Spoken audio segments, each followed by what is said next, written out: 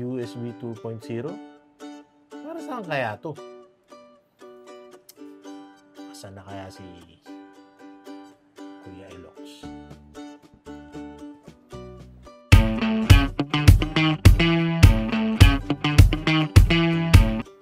Uy! Kuya Elox! Andiyan ka pala? Ayan naman si Kuyang matanong na naman. Talagang ginugulat mo ako lagi sa mga katanungan mo ah. Ano ba yan? May isa na naman akong katanungan eh. Sana masagot mo. Ano yan? Meron kasi akong nakita ang port doon sa likod ng Midas eh. Ano ba yan? Yung USB 2.0, para saan ba ginagamit yun?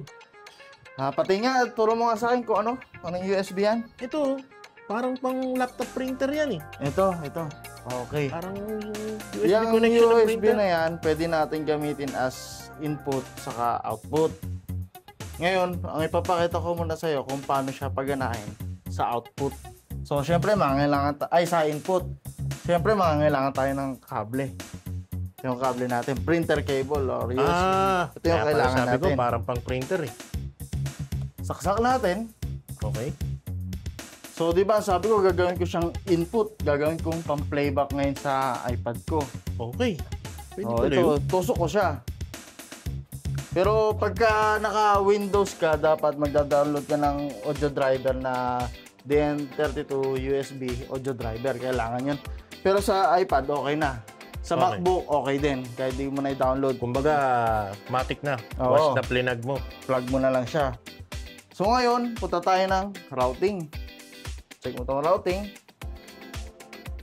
Makikita mo dito, lipat mo lang. Yung input mo, ito. Diba? Ang gagamitin kong input dito is yung aux-in. Okay. Ayan, makikita. Ito, mas taas niya. Papalitan ko siya ng card 1.2. Ayan. So, nakaselect na siya. Okay. Ngayon, punta tayo sa input ng aux-in. Ito, select natin. Tapos, home. Tapos ngayon, pag nag-play ako dito, papasok yan dito sa aux1 and 2 input ko. Tignan natin kung papasok. Pa-play ako ng kahit anong music. Yan, nakikita nyo, di ba? Pumasok na yung signal. Okay. Ngayon, para left and right yung yung source mo, i-link natin yung dalawang channel. So, ayan. Angat natin. Galing ah. So, nagamit ko siya sa Input sa ngayon. So, pwedeng pa-discuss yung sa susunod, yung output naman.